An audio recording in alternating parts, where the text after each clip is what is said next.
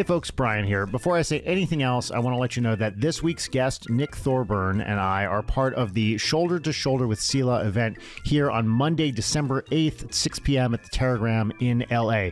This is a volunteer and clothing drive for the Neighborhood Homeless Coalition. Sela stands for Silver Lake, Echo Park, Los Feliz, Atwater, and Hollywood.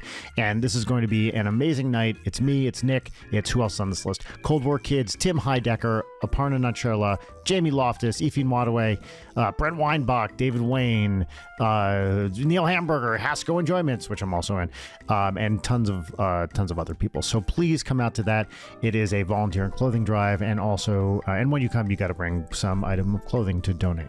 It's also going to be just a really fun show. So please check that out. You can find out more about it at SelaNHC, SelaHNHC.org. All right, enjoy the show.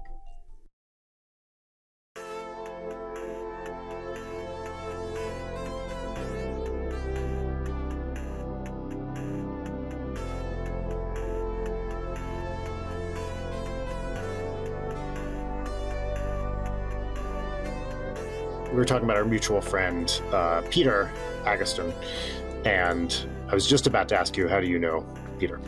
Yeah, good guy. Hard to pronounce last name, but like great the guy. Best of us. My name is always mispronounced.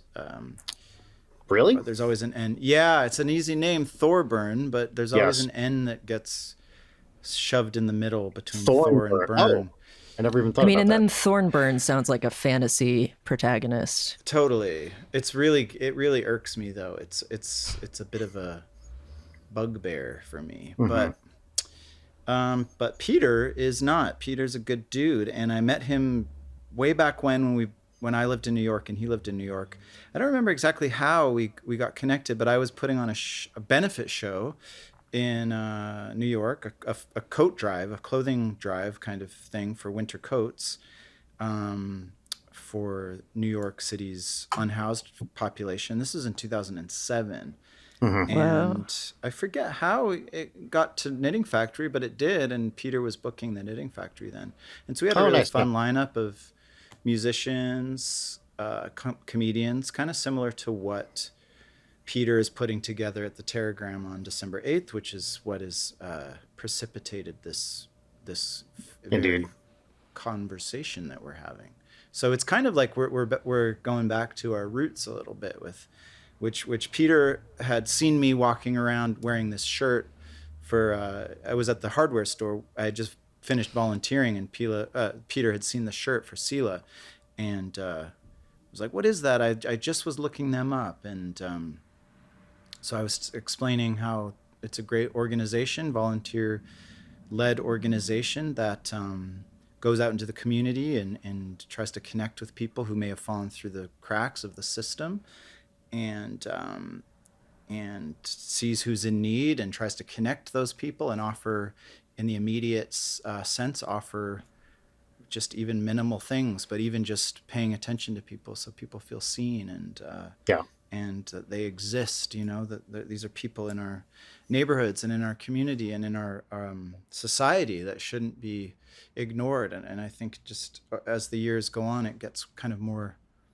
concentrated. And so that's what got me into it, was starting to feel like I can't just keep walking past people who are in need and not feel like I'm doing something. This feels crazy. Totally. So that's how I got in. And then Peter wanted to, he's really good at making stuff happen. And so he wanted to make this benefit show happen for Sela, primarily as a clothing drive for winter clothes as colder weather is upon us. And then also for a volunteer drive, getting people in LA who come out to the show to get engaged, get involved, and that's a huge and important thing. We're lacking membership, volunteers, so we need people to get involved. So it's just like an awareness campaign, and then it's just a fun night of comedy and music and. Yeah. Well, do you guys want to officially plug this? I was just about to say, you know what? Let's introduce the show, and then we will plug it. No, it's great. We never know what it's going to be, and it's always, there's no right answers. So everybody, this is Late at Night with Brian Wecht. My name is Brian Wecht. across from me, we have Leighton Gray. Hi. We only have wrong answers, actually. And mystery guest, whose last name we've technically said. Who are you? Damn, I blew it. I'm doing this all No, wrong. you did it. Believe me, you did it right. You're great. Yeah. Nick Thorburn is my government name. I have a couple of aliases, but we'll just go by that one for now. And that's who I am. And What do you do? Basically. Yeah, how might people know you? What don't I do? I mean, geez. True.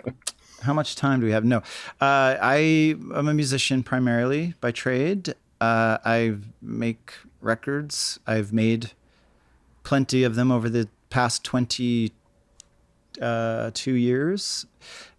First with a band called the Unicorns, and then with a band called Islands after that, and then a few fun offshoot side projects sprinkled in there over the years. So just kind of write songs, play guitar, sing, tour, occasionally score movies, podcasts, TV show theme songs, that kind of thing. And you're also a very talented visual artist.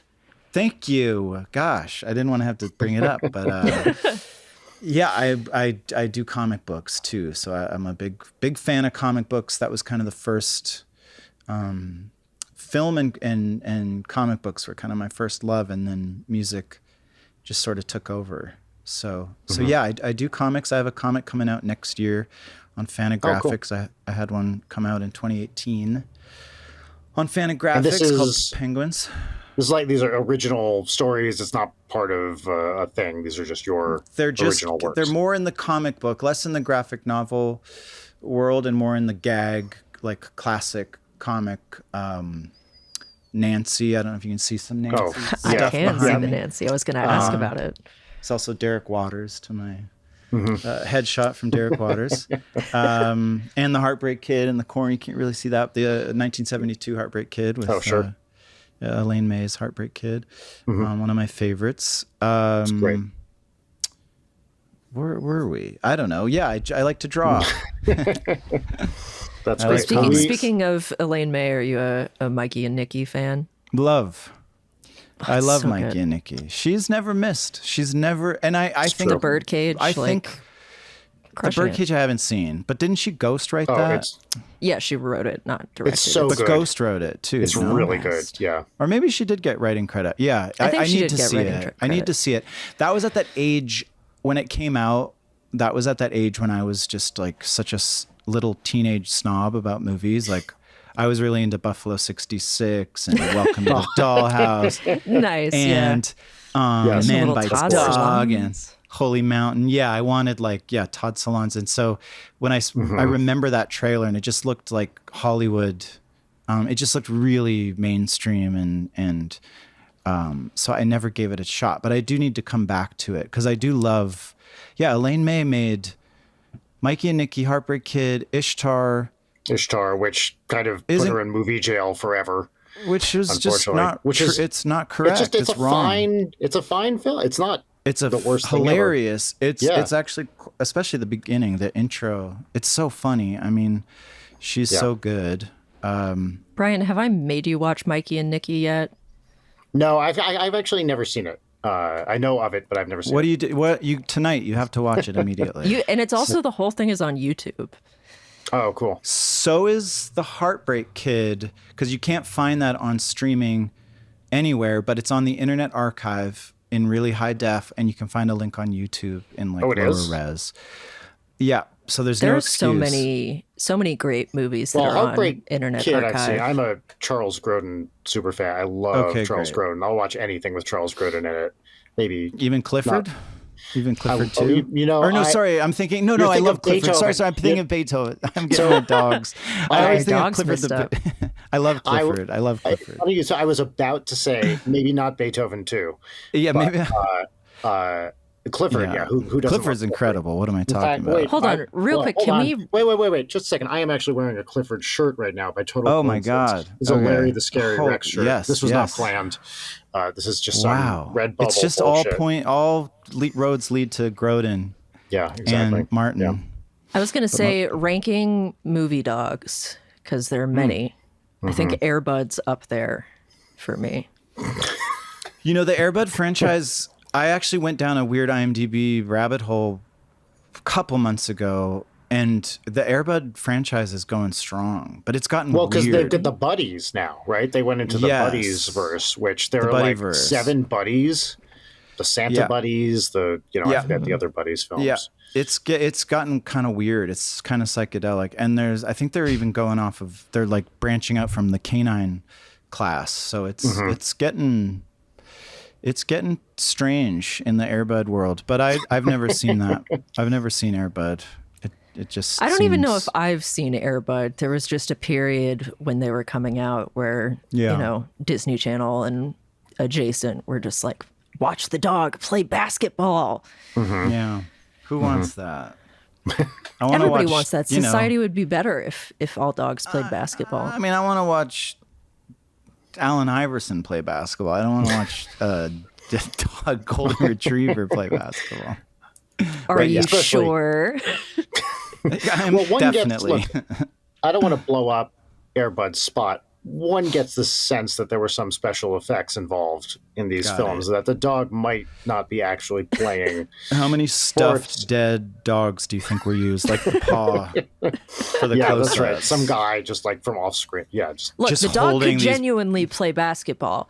There obviously special effects are in play, but I don't want to diminish the skill of the No, he had hops. No, he could get up. I mean, look, I know he had a really nice stroke, so I'm not putting that dog I'm just saying, I don't think he's gonna just be out there sinking 3-pointers left and right. Well, he's fucking dead. Well, he's dead. Thank you, lady. Thanks for bringing the room and down. And now they use his limbs in the Air Buddies now. Yeah. Dead dogs can't play basketball. That's my new movie. For someone who hasn't seen Air Bud, Leighton, you were very quick to rank Air Bud at the top of the movie dogs. Well, what, you think Beethoven's going to play basketball? Well, this was not. You did not you introduce think Clifford is going to play basketball? Now, I'm just throwing shit out there. This is the most moving the goalposts you've ever done. I'm moving the basket. Is what I'm doing. Bad faith argument. Yeah.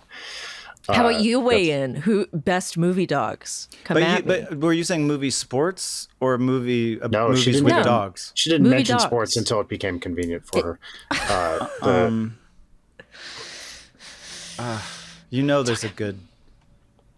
There's so many good movies with dogs as the like.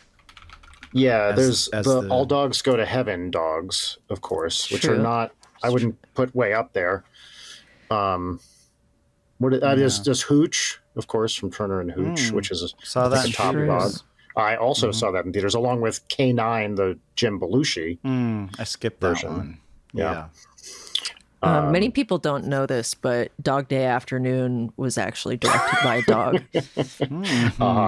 Yeah. And not Sidney Lumet. Right. Yeah. Sidney Lumet's dog. Yeah, that's right. Now I just want to think of good dog movies. There must be other ones that we're just forgetting. Well, Marley and Me, I'm going to put at the bottom of the list. Marley, it's a good thing that he died at the end. Skipped it. What's wrong with me today? This movie's been out for 40 years. Hooch also dies tragically at the end of Turner and Hooch. All dogs go to hell, actually. Yeah. Cujo? Cujo's a good dog. Cujo, now that's the good answer. Yeah. Yeah. Just My Dog Skip, starring Frankie Muniz. Ooh, I need to use that one on Cinetu Nerdle. Okay. You should tell Nick about your obsession. Within like 2 minutes, I was like, I got to bring this up. So have you ever played Cinetu Nerdle? It's a browser game. I don't know what you just said. Cinetu Nerdle? Great. It's a terrible name, but a very fun game. I'm guessing it's like Wordle about guessing movies or something? It's so much better than what you would think that would be. Yes. So there's a battle mode, and it's sort of like playing tennis with movies. So you get matched against somebody else. There's a starter movie. And you can be a guest. This was my initial hesitation. You don't need an account. You can just log on anytime anonymously. Yeah. And destroy people, which I know you'd be able to do. But you get a starter movie, and you have to the object of the game is to make it so the other person can't name another movie. So you connect movies through actors, crew, whatever. and you keep going. You can only use one link 3 times. So after your 3rd Al Pacino movie, no more Al Pacino. It is so much fun if you like movies and also if you have good knowledge of like directors and character actors and stuff. Sounds anxiety inducing. It's and of course there's a timer. So you start your game, and nice. It shows you a movie, or your whatever. Someone gets the movie, you or your opponent. It's 1-on-1, and then the timer starts clicking down. You have 15, 20 seconds, something like that. Yeah. And then, if you can't name something within the time that's up, you lose. It's pretty great. Okay. Brian, what's your win-loss rate right now? Well, I haven't really been keeping track, but I'm generally doing pretty well. I believe it. I just played someone earlier today who started naming shit from the 50s that immediately cornered me. Yeah. Yeah. You find you find your niche where you can like really keep it going. Like if I drag somebody into horror or like deep cut Philip Seymour Hoffman, like getting people on Happiness, like, okay, good luck. Well, it's so funny you mentioned Happiness because I was going to mention that as a dog movie. Because the pivotal scene at the end. Okay, sorry. Yeah, number one dog movie, The Dog That Eats Cum. Yeah. That's absolutely That's funny. a good choice. That was the one I just was thinking of right before you said Happiness.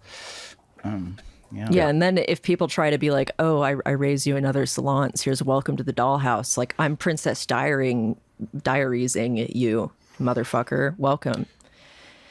Oh, because Heather Mazzarato. Heather Mazzarato is in. Yes. Well, there's a technique which happened to me today, which is getting rangoed. When someone, I love getting rangoed. So I got rangoed, people. Which is when you're playing them and they throw Rango at you, because most people can only name Johnny Depp from Rango. But the trick is that Roger Deakins was Roger the cinematographer. Deakins every time. So you can get out by naming many Coen Brothers movies or whatever. Anything connected to the movie you can... It's not anything. It's actors, director, writer, cinematographer, composer. Yeah. Okay. And I don't think producer, but I could be wrong. I think I was on a label called Anti for a while years ago. And I think when I was on the label, they released the Rango soundtrack, and I remember just being like, what the fuck is this? Why are they putting out Rango? I didn't understand. I could be wrong. I could be completely misremembering, but it just felt like it felt like a bad sign. Well, Roger Deakins being the cinematographer for that movie is wild. That's interesting. Yeah, I didn't know that. It's a shockingly, like, I've never watched the whole thing. I have an 11-year-old daughter, and when she was like 8 or something, we tried to watch it, and she could not have been less into this film. Like 20 minutes in, she's like, this makes me feel weird. I don't want to watch it. Because it's not like a feel good, it's not like a depressing story, but it's like a lizard in the middle of the desert who's constantly about to die. And she was not into it. So it's animated. It's animated. That's right. Well, how do you do cinematography on? You control the shots, right? You tell them how you want to frame and the angles and all that. Did they just from like a computer? See? Though. Yeah, that's right. So it was directed by Gore Verbinski, right? It was. It was. Yeah. No. So do you think that they just watched No Country for Old Men and they were like, dude, get in here? I think probably for old lizards. And wow, now I kind of want to see that movie. That's kind of a good lineup. I've been meaning to go back and finish watching because I was very into the first 20 minutes. I thought it was like interesting and fun. Weird. But good soundtrack too, apparently. Their label, yeah. So I was going to say, Nick, you and I don't know, not exactly switch places, but I live in LA and I'm currently in Canada, in Toronto for a recording session for about 2 weeks, come back on Tuesday. And you are you Montreal originally? Is that right? Originally I'm Vancouver Island, but I came of age in Montreal. I kind of got my, I got my druthers there or whatever. I got going in Montreal. So, it's a spiritual home more than a real one. But yeah, I'm from the West Coast originally. Gotcha. Yeah. Yep. And then you spent a lot of your late childhood and adolescence in Montreal, or you were an adult? By the time you moved Adult. Yeah, 20s. there? 20s. Okay, cool. 20s, early 20s. Yeah. And what was your experience? Was it fun? Did you like it there? Oh, it's Like, the I've always best. had a Yeah, good time, but haven't spent a lot of it time. was the best.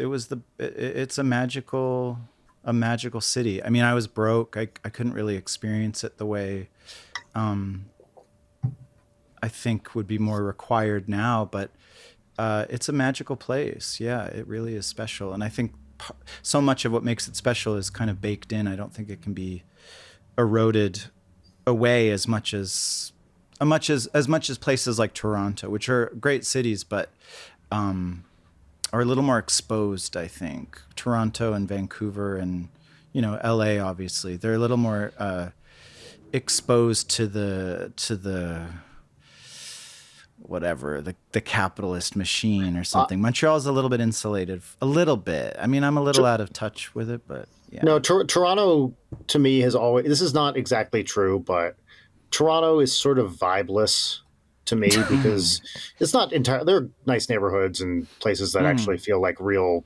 communities, of course, but so much of it is, it has been taken over by these giant fucking glass towers of terrible condos Yeah. that if you're in the wrong place in Toronto, you're in, corporate hell. Yeah. And that seems less, like you're saying, less true in Montreal, which still feels, vaguely European in many ways. Yeah, and in the early '70s, I think there was a lot of tension between the English and the French, and Right. there was the FLQ, the liberation movement in Quebec.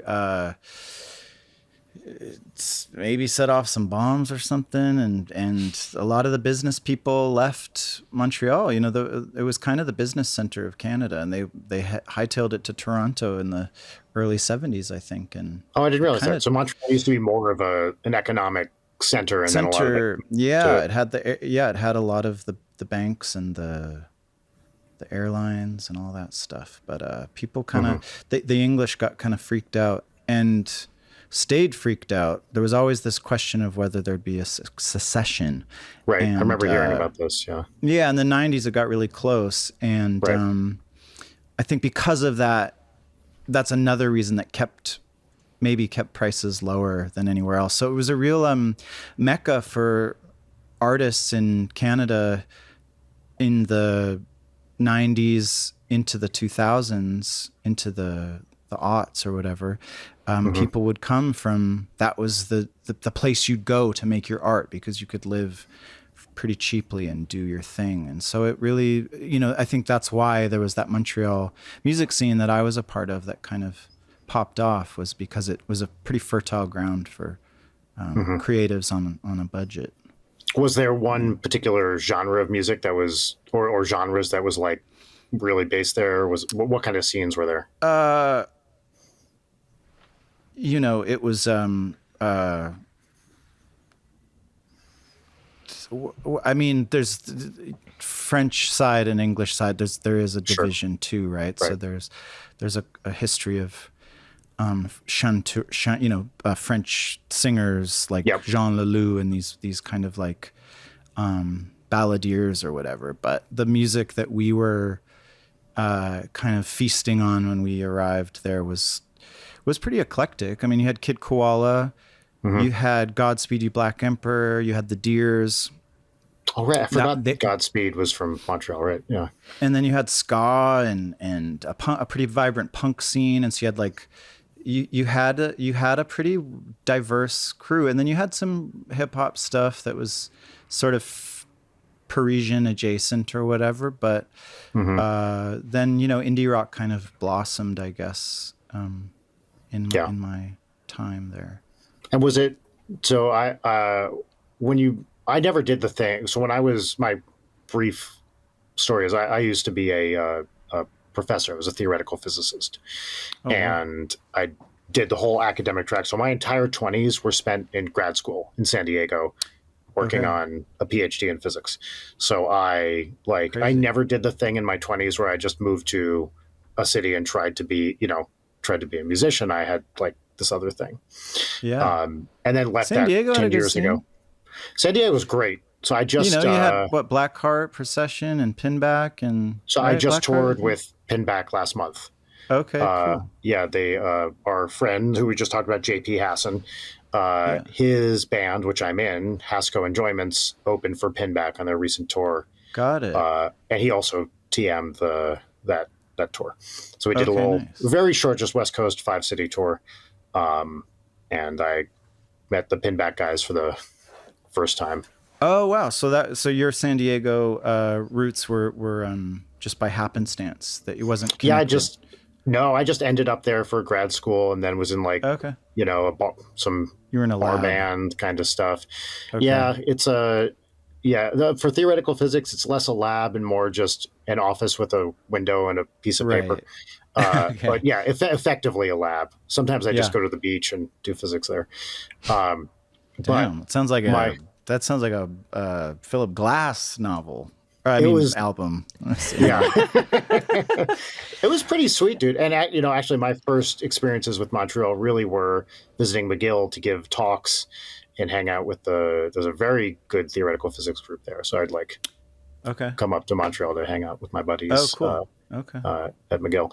But what I was going to ask is, so what was your experience of moving in your 20s to this new city? Like, how do you find people? Did you know anyone? Was it hard to Montreal? Yeah, and you want to start playing with people and stuff. Is that a big challenge, or was it pretty easy? I was 17, actually, and I went to film school in Montreal. So I was going there to school. So it kind of just bled in. Like, I started to connect with the music scene, I guess, and find the kind of people I wanted to be playing with and hanging out with, and the crew I wanted to run with, I guess. But but so it was kind of easy, but I was really young too, so it was easy to just kind of float through the city. But I didn't have any disposable income. Rent was it was $200 a month, like on average. By the time I left, I was still paying $260 a month for rent, with a couple roommates at the end there. But it was it was cheap. It was cheap living. Those days, I'm sure, are long gone. But long gone. When I was in San Diego, I was in student housing in La Jolla, like the fancy part, or one of the fancy parts of San Diego, and was paying $300 a month for an apartment in fucking La Jolla, which the expensive student apartments were $500 a month, and they overlooked the ocean. Those I couldn't afford, but $300, and that was, I left San Diego in 2004, 20 years ago, and I'm sure they went up a bit in price. I'm sure. Yeah, that's hard. Yeah. It's hard. I feel like a broken record sometimes, because I think about that, the change that we've all seen, with affordability and stuff, and it never ceases to amaze me how bad it seems like we all got conned. Yeah, totally. And it's very much the detriment of artists and creative people and young people, and it's just, well, we got AI AI is going to do all the cool music stuff and art. Yeah, that's what we're doing in our session. I just put drums into Chat GPT, and then I get drums. Perfect. It's so easy. Music is great. Yeah. Leighton, when you were in your late teens, you moved to Savannah. And I know you were only there for a little bit of time, but what was that? Well, you can tell your story. I'm not going to tell your story for you. I lived in a dorm, and then I lived in a shitty, overpriced apartment off campus, and then, became successful and moved here. So it's not an interesting story on my front. Well, the other part of this, Nick, is so Leighton was at SCAD in Savannah at art school, and then created a popular indie video game, and then dropped out about as fast as possible and moved to LA. Yeah. This is when we got to know each other, when she was writing the game, and I contributed a couple bad jokes and a voice. Yes, What's you did. the game? It's called Dream Daddy, a dad dating simulator. Which is a game where you play as a hot dad, and your goal is to meet and romance other hot dads. Yes. And I actually, it's funny we mentioned this. I contributed a Godspeed You Black Emperor joke. You did, to yeah. your game. Huh. They had to come up with, what was it, with names of drinks and it was coffee like shop. Banned drinks in a coffee shop, and that was one of them. So I suggested Godspeed You Black Coffee. Yep, and that made it in. Because we had a much larger list of things that did not make it in. Mm-hmm. But good job. Wow. I'm looking it up now. This is great. It's congrats. A great game. It is a great, and it was a big indie hit when it came out. You actually, speak of that, you guys have the 10th anniversary coming up pretty soon. Do we? Don't you? Wasn't it 2017? It was 2017. Yeah. I guess we do. That's fucked up. I don't want to think about that. Yeah. Anyway, all that to say, I had a very accelerated 20s because that game came out when I was 19. Yeah, the distinction of being on the Forbes 30 under 30 when I was under 20. Being on the Forbes 30 under 30, it's funny, the discourse happens every year, and it's like, it's a spam email list, guys. It's a spam email list. They still send me emails. That's it.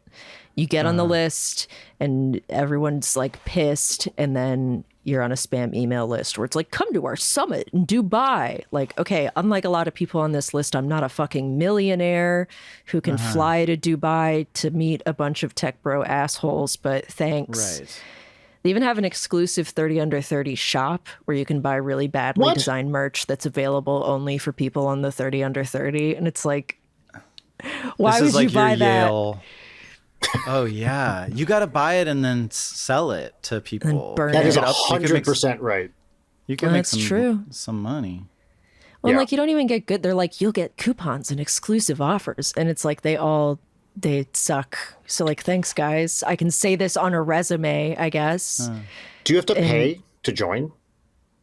No, I mean, like, you get nominated and then you're on the list. But they don't charge you like a fee to once you get nominated. No. Okay, well, at least that's good. Alumnus status. Yeah, right. Cool. Yeah, that would suck.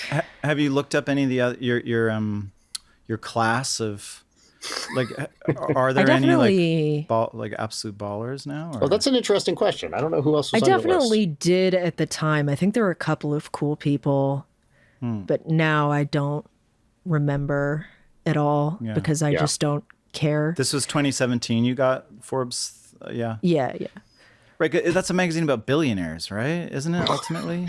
Like a business magazine. Like, so, it ranks billion. Yeah, and it ranks like who are the richest people. I think so. Yeah. That's right. It's the top. Is it the Forbes 500? Is that what they do? Is that their thing? Yeah. Oh, those are companies. That's companies, right? It's a listing of like companies by net valuation or some shit like that. Yeah. And folks at home, you're never going to believe it. Our Late Night with Brian Wecht LLC is a business. You'd be surprised where it lands on the list. Yeah, where are you ranking? What are you ranking? We vacillate between 3 and 4, depending on how our stock is doing. Depending on how our contracts with defense number 3 or 4? Yes. Oh, sure. Yeah. Yeah, with Raytheon. Raytheon. Yeah. I want to talk a little bit about music, Nick. And so I'm going to ask you the question that I always like to ask musicians, which is, are you a music theory guy or a vibe guy or both? Neither. Or neither. I mean, I guess vibes, I guess it would hew more towards vibes. I guess it's definitely not theory. I'm coming at it from a kind of punk tradition where, in high school I got in with the punk kids. They kind of accepted me into their little tribe and learned, more the spirit of making music more than like the structure of it. And my first bandmate in the Unicorns was a grade below me in high school, and he showed me a few chords here and there, and then it was kind of off to the races. It really was just like on the fretboard, putting my fingers where it sounded good or whatever, and then just using my ear and taste kind of to guide me. Yeah. I know Brian also uses taste to guide him when he's playing saxophone. Yeah, that's right. Oh, Yes, well, yeah. I mean, Tasty. you learn the taste of your own instrument, of course. Like every saxophonist has tried to taste their own instrument. Well, especially with a reed instrument, right? There's a lot of spittle. You're probably There's a lot of spittle, and depending Sucking on. So on. mainly, I play these days soprano sax, and the nice thing about the soprano is the spit just shoots straight through, right? Oh, good. So Onto it just somebody falls else. often. Yeah, depending what kind of venue That's what you're people in. pay for the front row. But The that's right. splash zone. Splash. Or it leaks out the hole. Sometimes you're playing and you get this. It's like when my daughter was very little, she's just chomping on her head. You just get this river of spit and saxophone juice coursing down your hands. Have you considered bottling and selling that? As a Well, health so elixir? what I should do, there are some instruments like a bari sax or a trombone or something like that have curves where the spit does accumulate and they have a spit valve, right? That you can open up, and that Sell it. That exactly. Yeah. I like that. Bottle. Do they make flavored reeds? You know what, Leighton? That is maybe the best idea you've Tobacco? ever had. Let's Oh my get her on the God. Forbes. What are you still under 30? Maybe we could get you on the Forbes. She 30. is under 30. yeah. 2 more years. We got to get this into Flavored production. Reeds. The This is nicotine's a great idea. well, because the other I think thing I was just going to straight say, nicotine. Yeah, can't smoke is- with a sax in your mouth. because the other thing with especially a woodwind is the mouthpiece. If you don't clean that thing, it starts to, there's a specific color that accumulates in it after a while, and it's like whitish orange, which is just, I guess, bacteria from your mouth that accumulates in it. And sometimes you'll be playing, and you'll be like, man, my tone's kind of gritty today, and then you're like, wait a minute, when was the last time I wiped that thing out? And it is the fucking worst. Like, if for especially when you're little and you don't clean it regularly, the amount of I remember sticking like paper towel, like you run it underwater and you get paper towels through it, and the stuff that comes out in this paper towel is vile. It's the worst thing imaginable. It's so gross. And this is what string players are missing out on, is this kind of like mouth residue. Yeah. But I was thinking a lot recently as I've been recording this album here of, playing music is such a corporeal thing in so many ways, right? How you do it, your body is a big part of it.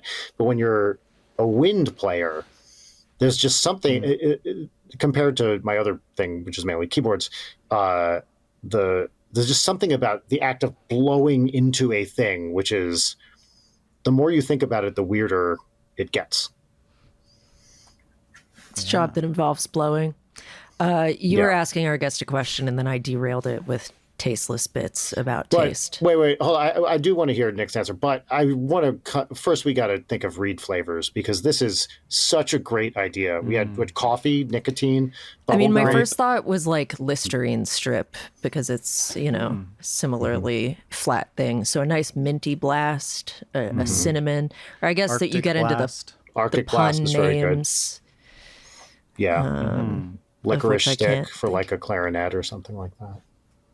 I like it. I think this thing has legs. Okay, I'm gonna make some calls to Van Doren. I and want Rico. 30. I want 33%. I was in the room when it. That's great. So Yeah, it'll you be should Gotta get it. cut me in. 34 Leighton, 33 each for you and me. It's perfect.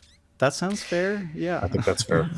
Yeah, I'll call my contacts in big tobacco. It's going to be exactly like Michael Mann's The Insider, and I guess I'm not Russell Crowe, because he was the whistleblower. Anyway, go ahead. But yes, the question I guess Dick already answered it, which was not theory so much as, feel, I guess, right? Yeah. Yep. That's me. I feel. I am the opposite. I'm more of a theory person, but trying to be more of a feel. Yeah. Yeah. Well, just because you went to school for theoretical physics. Yeah. Theoretical physics. Don't seem like you just wing it, but maybe. Yeah. But that's the that's thing. that's valid too. I'm not discrediting it. That's just how I came into it. No, I think there's pluses I think both and can minuses. work. Totally. Yeah, and I think what works really well is when you have a band with people with who are coming from both Yeah. or sides, right? Absolutely. As long as you can communicate in the middle, being able to, yeah, I feel fortunate in my life to have had bandmates who could articulate and flesh out the idea on a more theoretical level. So I think that they pair really nicely together, obviously. I totally agree. My main collaborator musically is a vocalist who has no theory training, can't read music, just 100% vibe, and he is amazing. Talent. It's just talent, and he's an incredible vocal harmonist, like just comes up with this crazy shit, has no idea what any of it is theoretically, and it's just purely like, well, this would sound good. And that is something I can't do. I don't have that. Yeah, I mean, it sounds like he has a good ear, and you can't, you can't learn that. That's just there. Yeah. Right? So you went to film school. What was sort of what did you want to do, and then how did that become your music career? Yeah, I wanted to make movies. I wanted to make films, and I made a couple in film school that were really fun. And it was in an era, this is going way back, so it was in an era where it was a pretty analog experience. It was 16 millimeter. It was Steenbeck editing tables. So we were editing the film with, with the splicer and recording on Nagra. Cool. Audio tape. So it was all a very analog process, which I feel really fortunate to have experienced, because that's sort of now like kind of a fetishized, like lost sort of experience, I think. But so I had a really positive experience with filmmaking, but it was a huge, the ceiling was really high on the cost of making things, especially with film, the cost of film.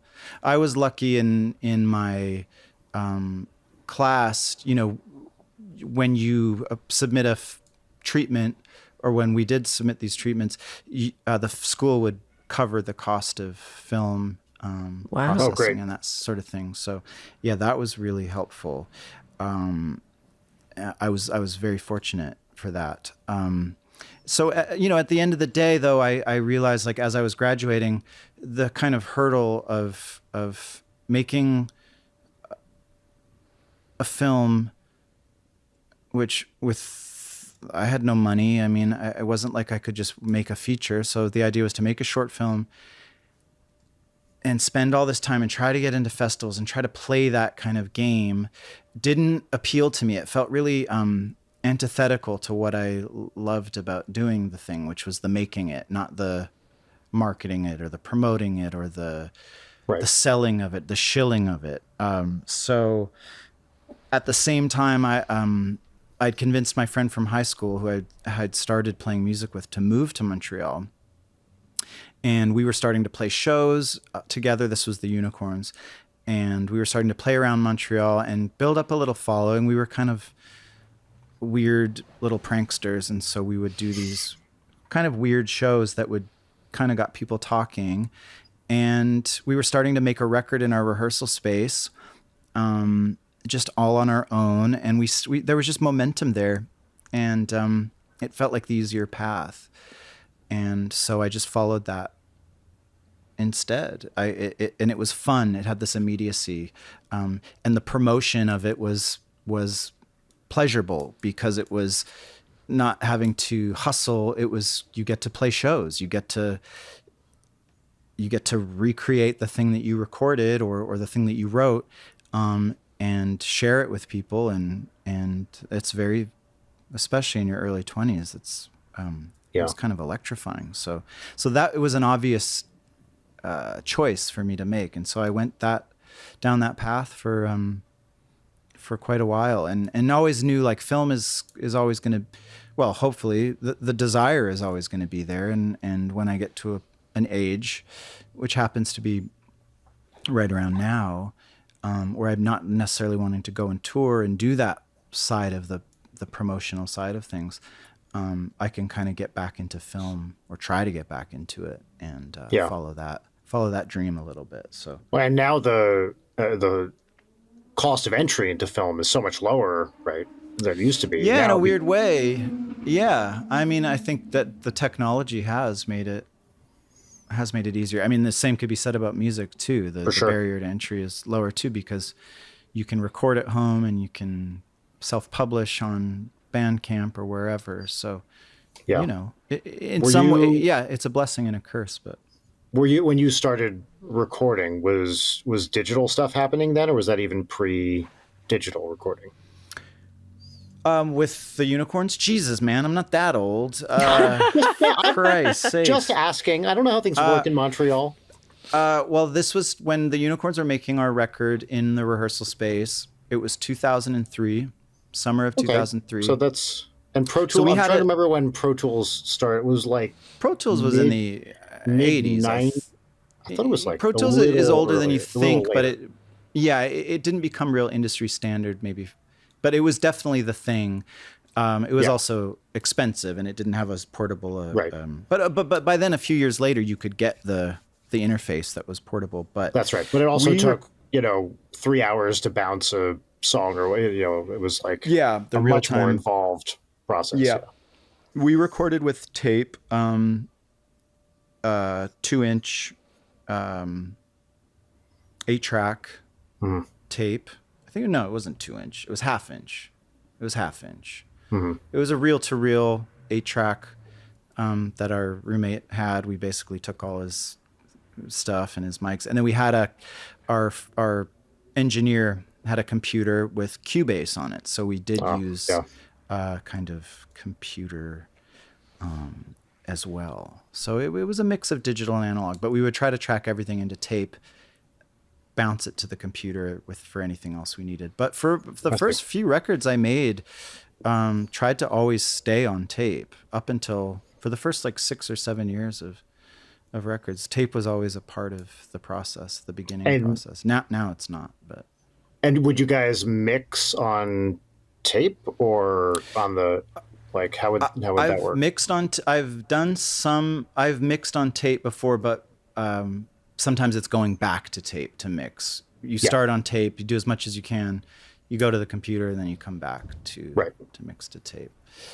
Yeah. But that's in the weeds of it all. No one cares about that. No one cares about that process. That's boring shit. But that's my story. That's it, So have you, with the visual art component, are you one of those people where you've like always been drawing since you were a kid, or did that come later? Yeah, that's that's the earliest thing that I was doing. It was the first love, and thankfully I had parents, this like mythical story in my family, I guess, or to me, is just that, because I don't really remember, but I would write on the walls of my bedroom. And, I think there's some parents that might scold or be reprimanded for that. But it was encouraged for me. So I had... That's cool. And I think my dad went to like the local newspaper and got like a roll of unused like newsprint. Oh, that's from awesome.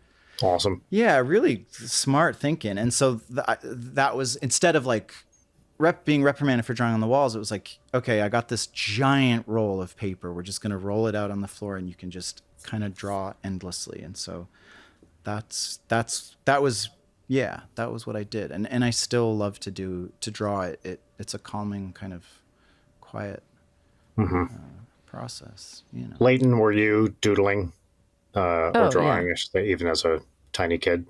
For sure. I mean, I have a ton of stuff that's like little, I would just like make little books from kindergarten on, where I would just do stupid stories and drawings. And I didn't take it seriously until like high school-ish. But yeah, and then I went to school. I actually went to school to major in sequential arts to make comics.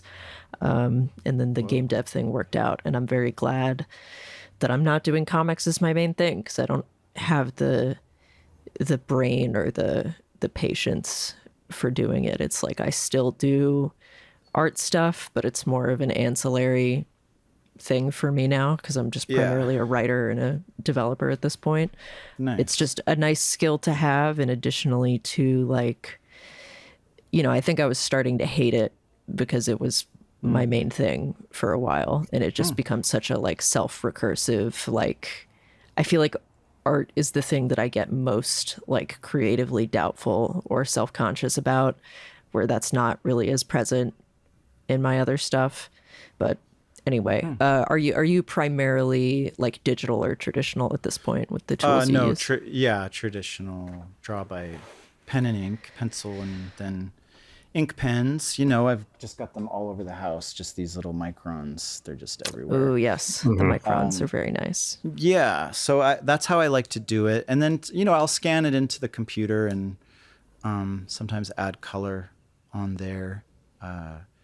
But yeah, I sympathize with your frustration with it, especially too, because you can spend like 4 hours on a page and someone can read that in 4 seconds. Yeah, Right. exactly. You have to imagine that it's more than one person reading your work. So if those 4 seconds you can accumulate, hopefully, if you get whatever 4,000, whatever the math is on that. I don't know what the math would be, but you get enough people to flip through your book in 30 seconds, and it kind of evens out. But yeah, it's a laborious process, but it's one that gives me it like.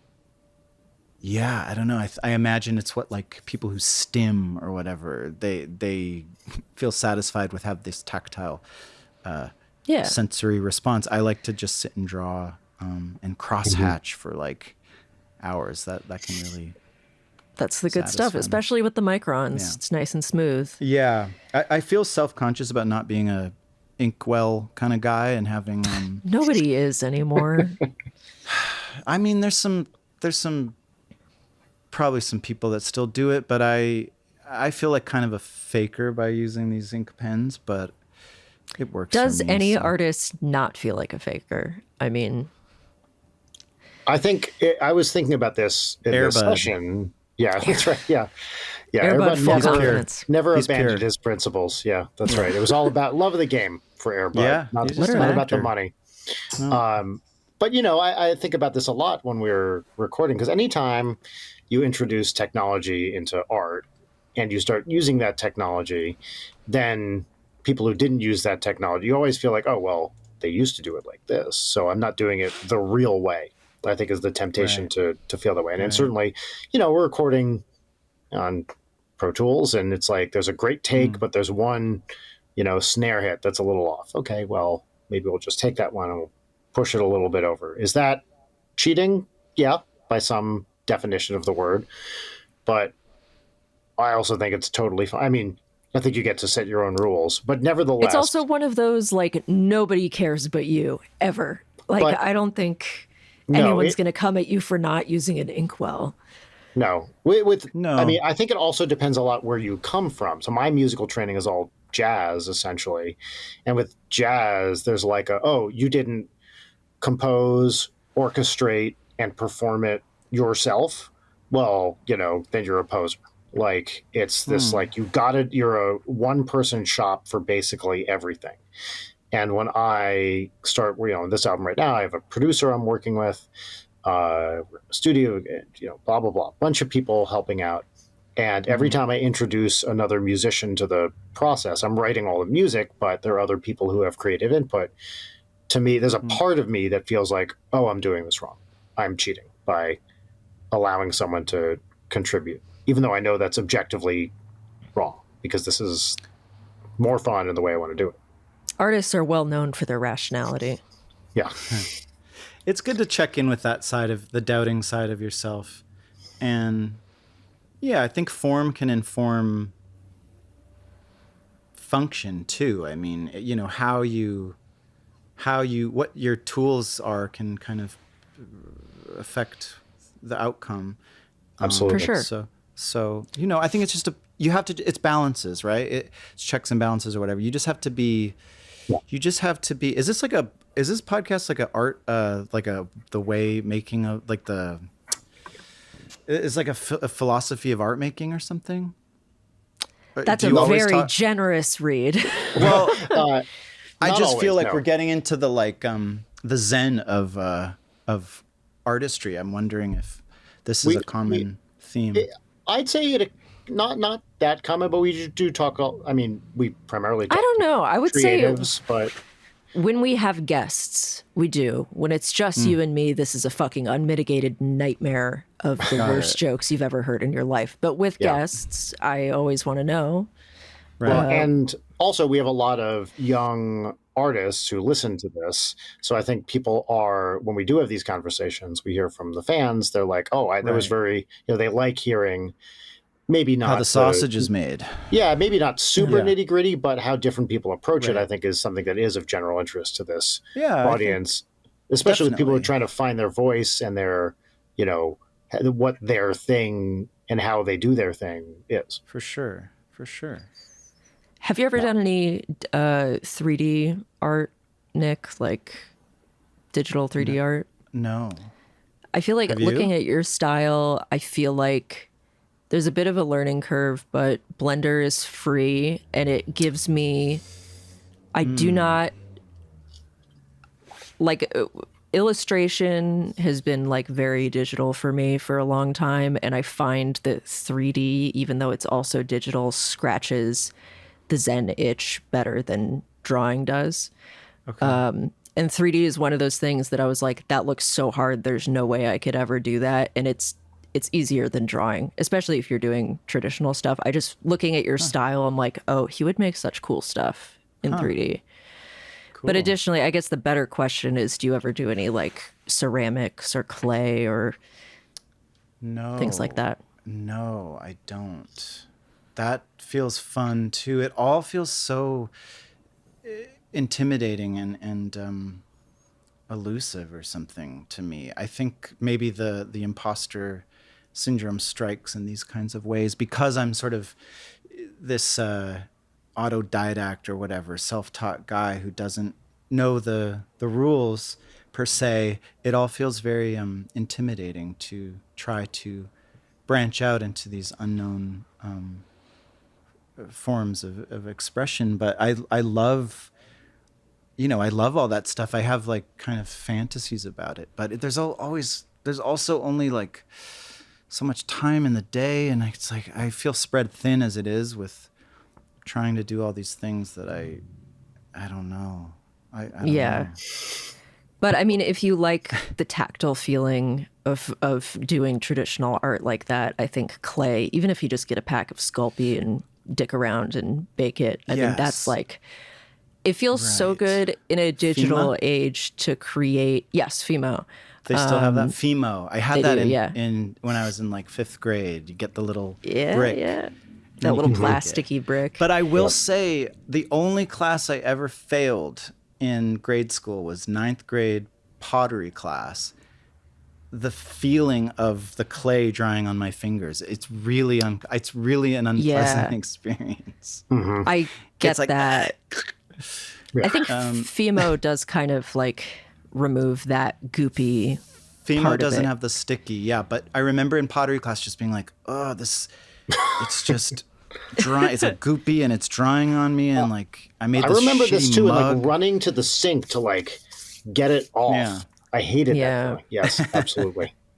But there is, what I was going to say was that in a digital age where a lot of the things that you do make are kind of ephemeral, quote unquote, not real, that creating like a physical, tangible object is deeply satisfying. Yeah. Not that the other things aren't satisfying. I mean, writing is my thing. That's not technically real, but making a physical object feels like hell yeah.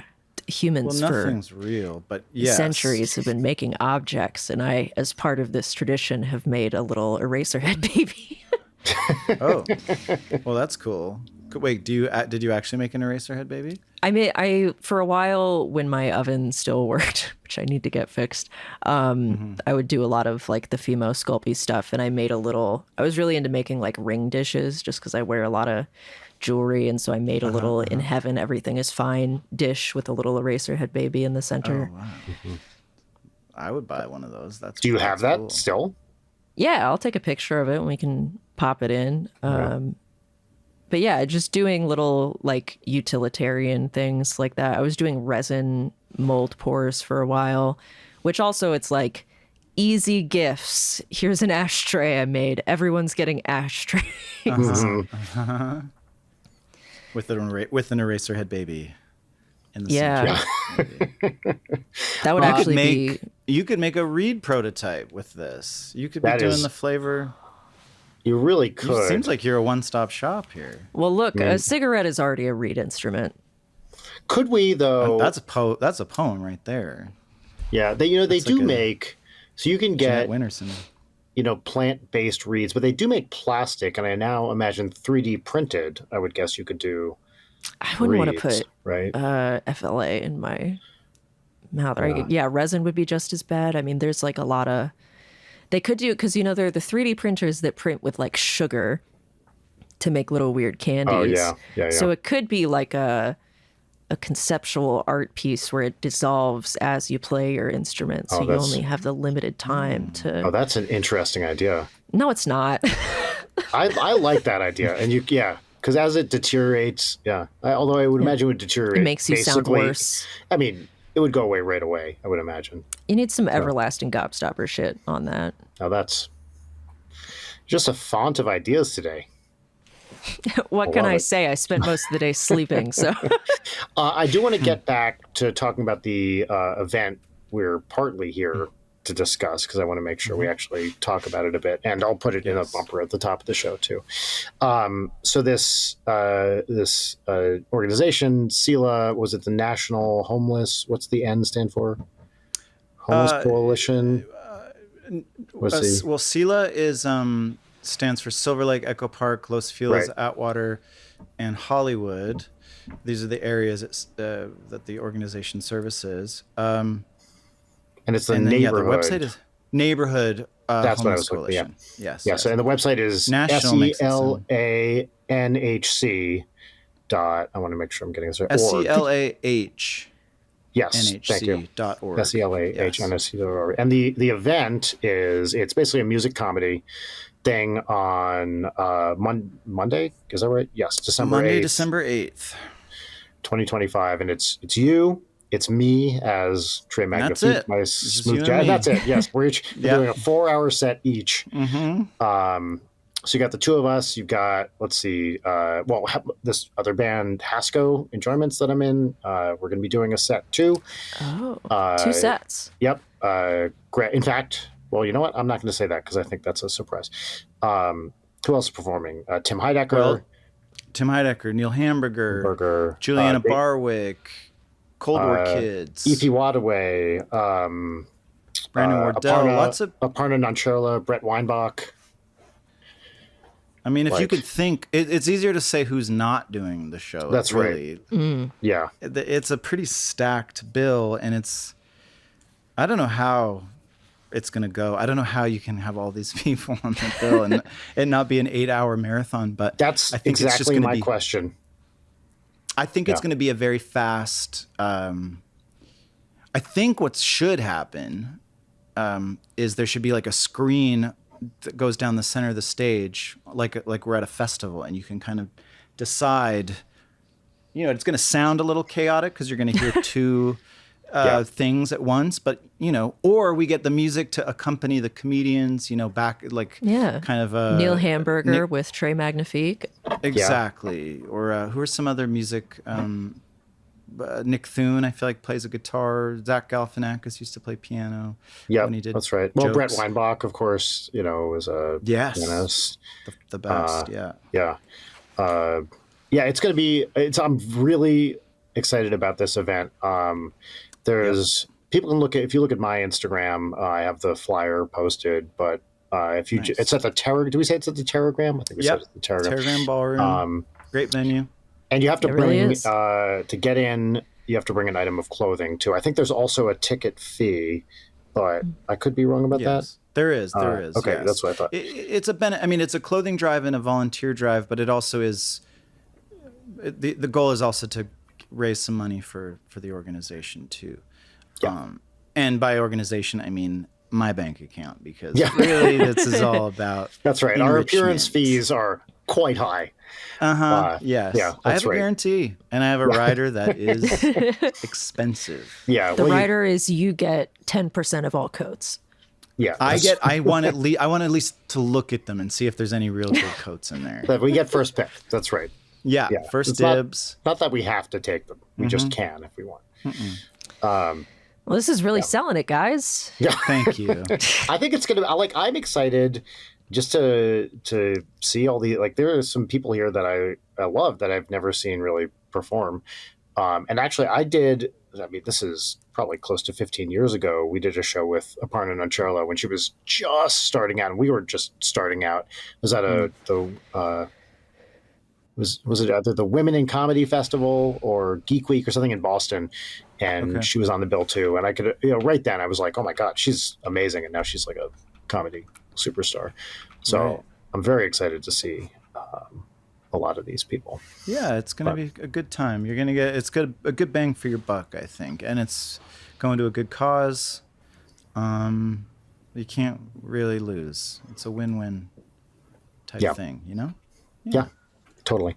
I have as you said, I have no idea what the set list or running order or anything like that is, but I'm probably just going to go and hang out for the whole That's thing. a Peter problem. That's a Peter and Dustin problem. You're just going to tell us when to show. You just tell me the call time. You're on, man. And I'm like, what?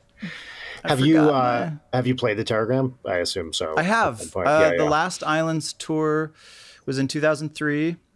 In October, we wrapped our tour, our last tour for a record that came out that year, and we ended at the Terragram. So I've played there a couple times. It's a great venue. Same. Sounds good. Great venue. Good sightlines.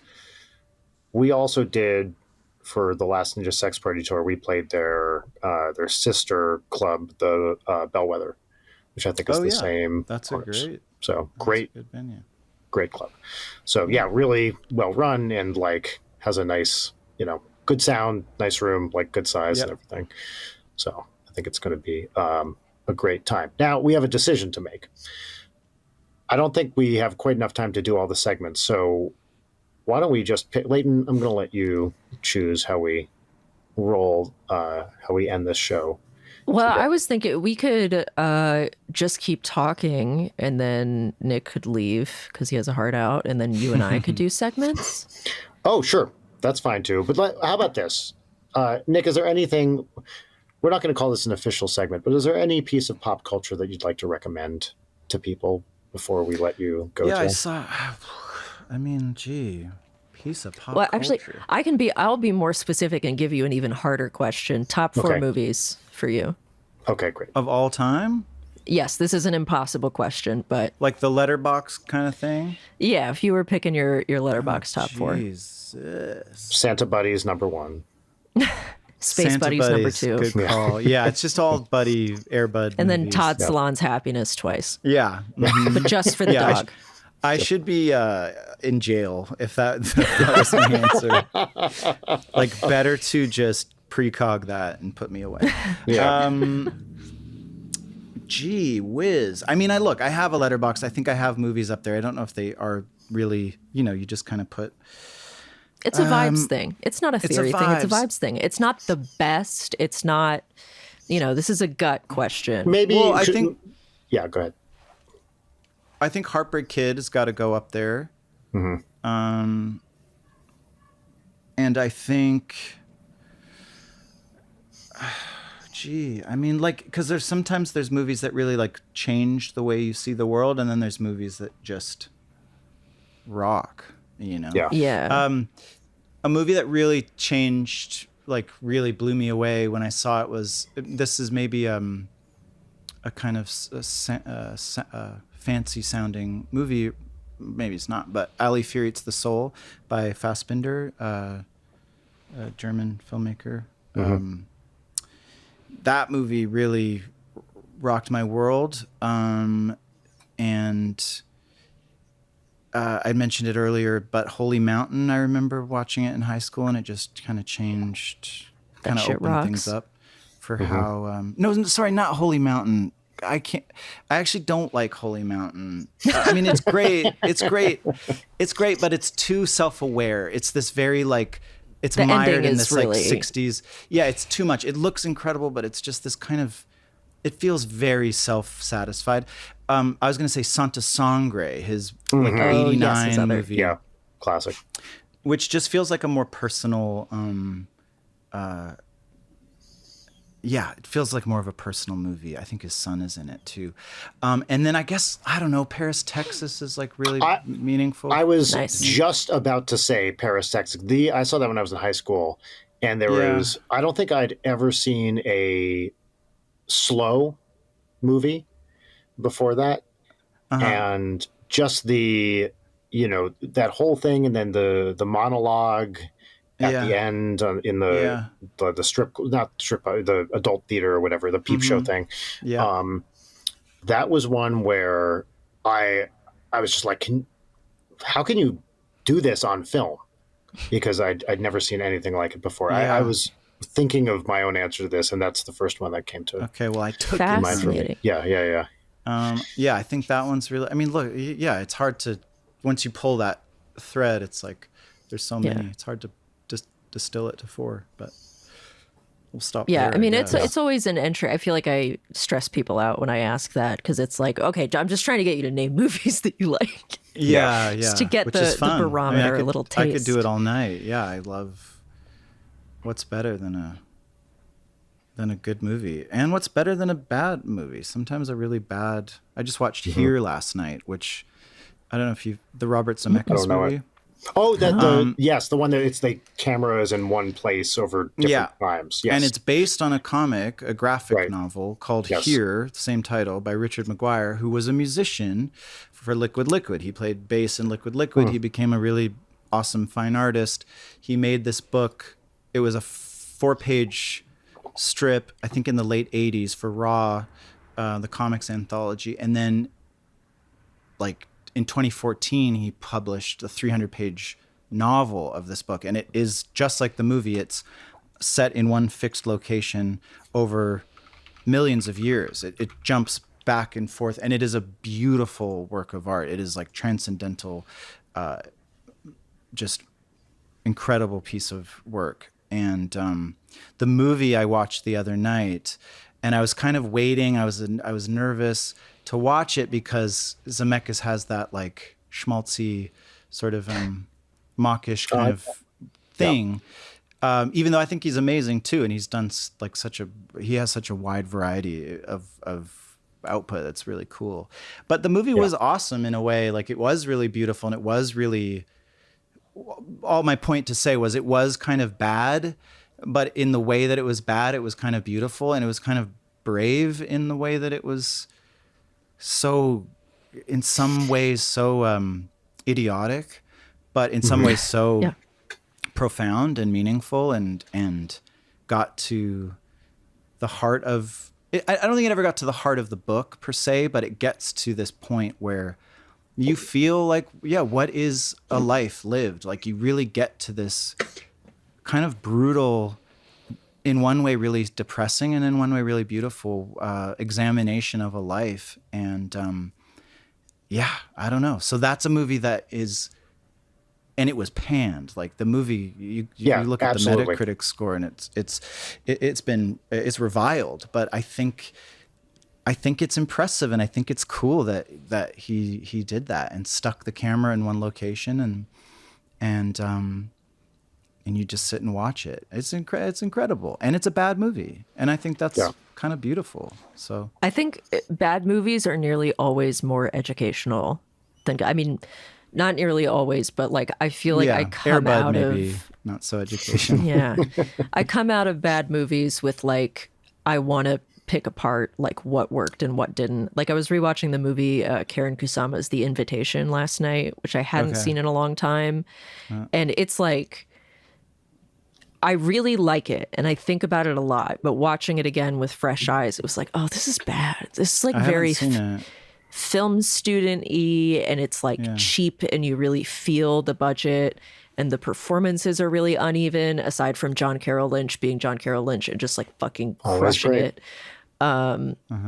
But I still really like it. And, you know, the friend that I watched it with, we were talking about it afterwards for like 2 hours and being like, this weird thing that happened. Why did they do this? And coming up with like theories of like, oh, they were limited by the budget. Like this house is smaller than they were trying to make it look, like stuff like that. Like as a creative, I like a kind of poorly done, sincere, low budget movie more than I like a slick, well produced piece of shit. Of course, because Always. what is art what is making something but being vulnerable and trying and making that? If you were just going to make the same safe thing, there's nothing exciting or transgressive about that. So I think it's good to fail too. You know, I think it shows the willingness to try something different. And I think that should be lauded. I think we need to remember that. And I think, the fact that you could sit and talk about this movie afterwards is kind of a testament to that, right? Like it got you thinking, even if it was like, well, here's how they messed up and here's how they should have done it. It's like they tried, they swung for something that was maybe not in their reach. And I think that's what we should always be doing. Yeah. That feels like Absolutely. a great note to end it with you and send you on your way to your heart out. But Yeah. Nick, thank you so Yeah. much for taking your time Thank on you. this Sunday evening to be with us. This has been a real treat, and we could easily go for several more hours. Well, But we it's can do a great to part have 2 down the line when I have, something to promote or whatever. Hell yeah. Absolutely. Absolutely. Yeah. Okay. Aside Well- from the Sila thing, is there anywhere else that you want to point people or where people can find you? Nah. We'll put all our focus on Sila and this event for now. And I'll come back if you'll have me, and Absolutely. Anytime. we can keep it going. Yeah, I appreciate it. That Cool. was fun, guys. Thank you so much. Yeah. Good. I'm Thank so you. glad. Okay. It's great Yeah, to talk to you. nice- Great to nice- meet you. Yeah, And great to I'll meet see you on the 8th. See you on the 8th. Did we tell our guests to officially say goodbye, or did that thing that everyone just heard end abruptly? No, I don't know. We'll figure it out. All right, whatever. Fuck it. I don't think, have we ever done this before? We've done this. Yes, we have. Okay, great. Then, okay. I think with Benny and Bazuna, we did this, I believe. Oh, yeah. Okay. Well, we had a here hard we up. are. It's just us now. And When the mice are away, the cats will play. that's so true. Okay, so we'll do segments. We've been stiffing people a little bit on episode length lately because we've both been insanely busy, but you actually have time to edit this week, so we're just going a little longer with our typical incisive cultural. But we're going to do them commentary. fast because I am but a man and only Right. have human timescale things to do. So Yeah. our first segment is our pop culture recommendation segment, where you get to talk about a book, a movie, a video game, or something you've been enjoying recently. The segment is called What's Poppin', and the theme song goes here.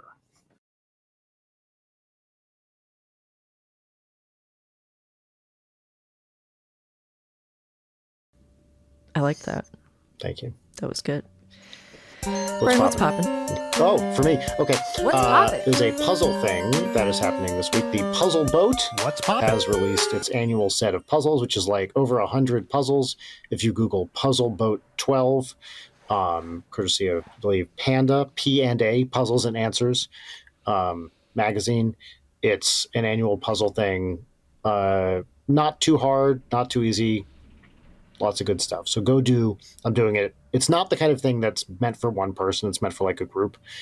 One person can enter, but it's like $100 entry fee. So, get a few friends together, sign up, Do you have to do do it some on a fun boat? puzzles.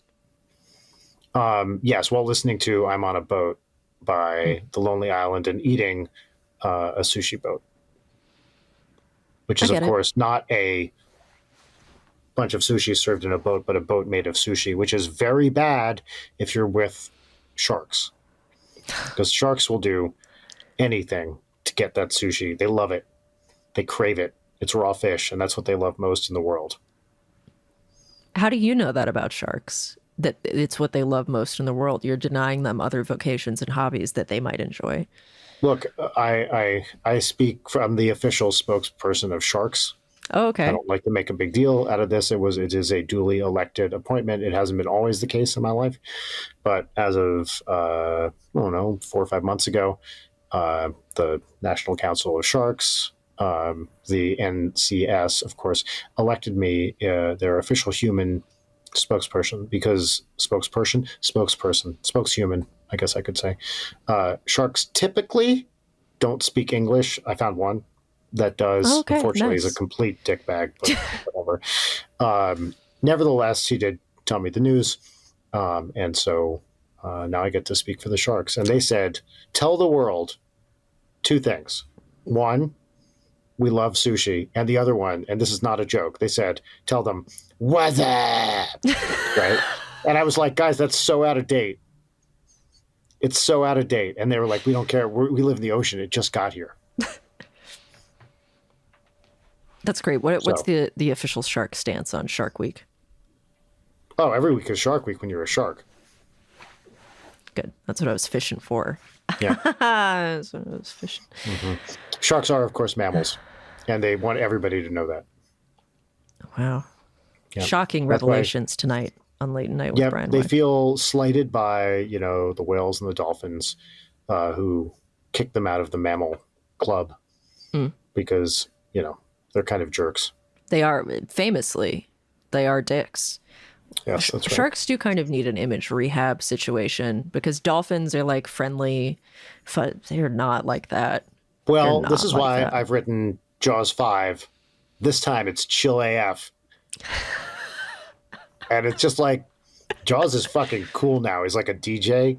Yeah. Right? He's got, he wears like cool Hawaiian aloha shirts and like a lei, and he's got sunglasses and the fucking headphones with one on, one off. Yeah. And he's just like DJing ocean raves. Yeah. Okay, great. So that's what's popping for you? Yeah, Puzzle Boat 12. Okay, amazing. What's popping for you, Leighton? What's popping for me is the book Saul Goodman versus Jimmy McGill by Alan Sepinwall, whose TV show recaps I always greatly enjoy. I mean, he has the Sopranos one and the Breaking Bad one, and now this one. I pay for his, is it Substack or the better version of Substack? Whatever, What's Alan Watching is on. I am a paid subscriber to that. I should check that out because I do like his writing's great. I love the deep dive into Better Call Saul. So if you do too, check it out because it's awesome. And he got fired recently, as we discussed when I was recommending one of his other books, I think. So that's what's popping for me. That's a very exciting poppin'. And delivered high energy. Call that a Mary poppin'. Fucking firecracker over there tonight. Got him. All right. Now it's time for our final segment, which is I love a latent dismissive got him. It's one of my top 5 dismissive latent expressions. Thanks. Yeah, I work on them. Along with, what are my other ones? Go off. So King. True King. So True King. Yeah. Those are the ones that really. Yeah.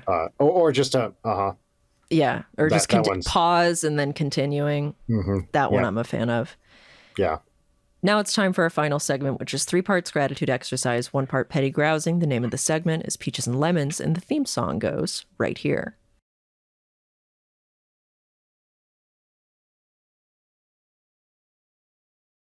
And what a theme song it is. We'll each start with the lemon, which is the thing that is a minor bummer, annoyance, or grievance. And I can't believe in 5 years we haven't been calling them grievances, and I'm going to start integrating that. Haven't we? I thought we did all the time. I don't think so. I think we do it literally all the time. This is called no butting. I think we do it all the time. I'm going to start with a lemon, which is... See, I did to you what you do to me, which is I don't allow it to continue. Please continue.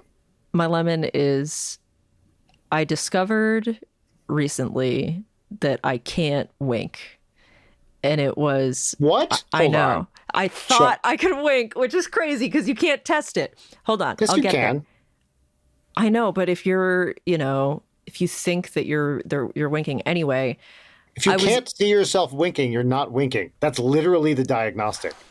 Exactly. And that didn't enter my brain. So I was in a context where I wasn't doing a bit. I was genuinely winking. I thought you said contest for a second, and I was so excited that you entered a winking contest. Yeah. I was in a context in which, with no, bit on it, I said something hot and I was winking. And then I hear, wait, do you not know how to wink?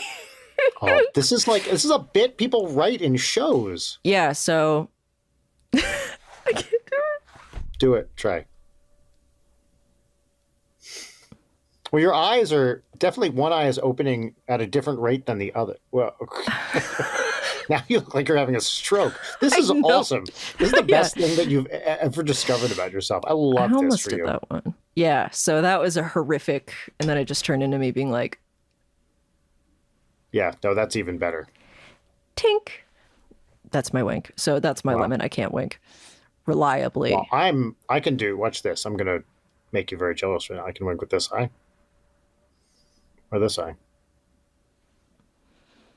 That's nice. This is a move I pull on Rachel sometimes when I'll say something stupid as a joke. That's an obvious joke. I'll be like, Rachel, look at my eye. Right? She hates it. Now you're just showing off that you can wink. Yeah.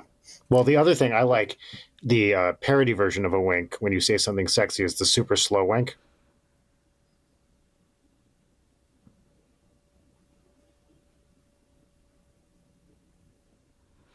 Like that kind of thing. Yeah. That's great. People hate that too. This is a whole realm of bits that I can't do and thought I could do. Just to be called. Yeah, please, sir. Just for the response to be, can you not wink? I do think it is very funny when you say something alluring to be like, and do a full blink. Yeah, That's it's like awesome. when you're talking to a cat to show that that you're like cool with cats. Does that actually work? Never heard this before. That they like when you blink really slow if you're trying to get a cat to like you. Really? Yeah. Didn't know that. Anyway, my inability to wink also made looking through a telescope really difficult because I think I also have difficulty sustaining one eye being open and one eye being closed. Anyway, what's your lemon? My lemon is, so I've been in this studio for a while now, and yesterday I had a day off, and I was like, I'll do a little workout. And I did a slightly different I did a very different workout than I normally do, like a body weight thing with like squats and stuff. And my legs are fucking destroyed today. I can barely walk because I guess I haven't done that particular exercise in a while. I know I haven't. Yeah. And like my daddy's thighs are out to lunch, as the kids say. They are very sore. And get a little lactic acid build up there. I can get around, but if I have to go downstairs, which I do, humble brag, it's very painful. I can't relate to walking being painful, so it sucks for you. Yep, that's my lemon. Now it's time for peaches, which are things that are cool, good, nice. If you've gotten this far into the show, you know exactly what this is, so I don't have to explain it. I'll go first. My first peach is that I procrastinate on literally everything in my life except for Christmas shopping, and I am like this close to being totally done. I heard about one thing. Yeah, I did, because I'm about to be your daughter's #1 favorite person. Because you already are. First of all, actually, yeah, it's you and there's competition between you and one other person who you know who it is. Yeah, but I'm about to be the person who got her a Labubu. What if we told that other person to get her the same thing? Well, then she would have 2 boo-boos. Mm-hmm. Well, actually, it would be 3 boo-boos because I got her the cool regular Labubu, and then I got like a little figurine and outfits. I did hear this. You're amazing. And I told Rachel, I was like, she said that Leighton said, how do I phrase this conversation? Rachel told me that you were thinking of buying Andrea Labubu. And I was like, are those really expensive? Tell her she doesn't have to like spend a lot of money. No, but, it was not really expensive. It was about what I would have paid for her non-Labubu gift anyway. Great. Perfect. So yeah, I'm almost done, and it always feels good that by the time December rolls around, I'm done, and I don't have to worry about That's it. awesome. I'll just have I a am the stack opposite. of wrapped gifts. And this, because you always get me, how will I put it, antagonistic gifts. What? You do. You have a track record of this. You saddle have. me with things. And I considered doing the same to you. And I would never. I had to thoughtful gift. I'm sorry. You're going to get a thoughtful gift from me. Okay. Cool. My second peach is that it's finally chilly enough, i.e. is not disgustingly hot as it has been for the past few months. It's finally, quote unquote, LA chilly enough that maybe wants to cuddle with me again and will. Which means mid-60s. Yeah, exactly. Where she needs me for warmth. So it's nice that she's not acting like I don't exist anymore, which is, I appreciate it. And then my third peach is that I've already passed this point, but I've exceeded my reading goal for this year, which was 50 books. I'm at 55. Wow. And honestly, that does not count all the rereads that I've done, which is probably would add rather maybe than like reading 20. a certain Dan Brown book. Yeah. It would, honestly, I think it's like 20 rereads. I'm on another one right now. It's like, so nice to have met the goal, and I'm overshooting it, even though it's a metric nobody cares about. But it's a little thing that I use to make myself feel better. Mm-hmm. What are your peaches? My peaches. Number one, Thanksgiving is this week. You're coming over. Oh, shit. Jory's coming over. Other friends are coming over. Very exciting. I love Thanksgiving. I'll be home on Tuesday, air travel permitting, but it should be fine. Peach number two is day before yesterday, it was Wind Player Day here in this recording session for Trey Magnifique, and we had a trumpet player and a flautist come in, and they were both fucking awesome. The flautist is the same person, Anne Fung, that I worked with on the first Trey album. The trumpet player is this guy Tom Moffat, who has worked with Twerp. He played on their most recent album, and they're both incredible players. Anne is just like a total prodigy, and just a super cool person. And Tom, yes, is a great player, but also he came in the studio and he said something I've never heard a real live Canadian say, which is, we're talking about something, and he went, "Oh, beauty, eh?" And I was like, "What?" He said it, and he was such a sweet, funny, chill, just like great vibes. Obviously, a good hang, and just as Canadian as you want a Canadian to be. But I've never heard a Canadian actually say, "Oh, beauty, eh?" "Oh, beauty, eh?" It's fucking awesome. That's beautiful. It's great. And my third peach, I have a visual aid. Oh, wow. Peach. Pardon me 1 sec. Do you see me struggling to walk? God damn it. He's waddling. My legs are so sore right now. I'm sorry. It really is the worst. I'm sure you'll sleep very well tonight. You got it. Well, yes, I did. So, oh my God, it hurts to sit down. Fuck. Because we determined there was a part for a clarinet on this album. We rented a clarinet. And here's the thing about... you rented it. Yeah, I'm not going to pay for a clarinet that I have to then get home. Here's the thing about renting instruments in Canada. It's fucking cheap. Nice. Like, in the U.S. to rent this clarinet, I can't imagine I would get one for less than $100, and that's being lucky. This was $20 to rent for a day. Wow, and you're going to spit it up? Whoa. And what's it taste like? Really good. Oh, sure, delicious. Tastes like wood. Actually, it doesn't really taste like any. It just, what is the taste of pure jazz, Leighton? I don't know. Let's see, but I'm gonna put this bad boy on. Desperation. I mean, it's like, no, you said $20, not 10, so. And that's jazz, baby. Let's see. Wow, are you gonna play us out on this episode? We're gonna see. Wow. Well, then I guess I'll generally wrap it up so we can end on that. But thanks everybody for listening. I'm not good at the clarinet, I'll tell you that. So don't get your Fuck off. I haven't played a clarinet in 15 years, I think. maybe 10, but I haven't picked it up in a long time. Sorry, did you want me to end on clarinet bullshit? Yeah, I did. Thanks for listening to this episode of Late at Night with Brian Wecht. If you like what you hear and you want to support the show, after that, I'm not even going to plug the Patreon. That is a rented clarinet, Brian. It's sterilized.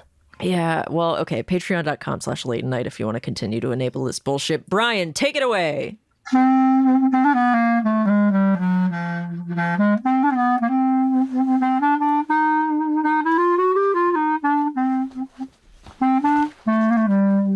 Upper octave.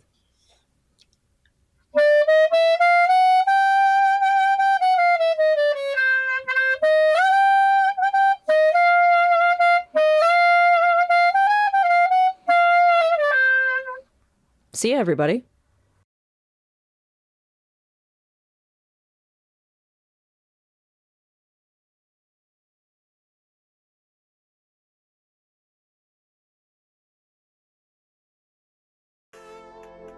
Late Night is produced by Brian Wecht and Leighton Gray. Sign up for our Patreon at patreon.com/LeightonNight. Follow us on Twitter at @LeightonNight, on Instagram at @Leighton_night, or email us at leightonnight@gmail.com.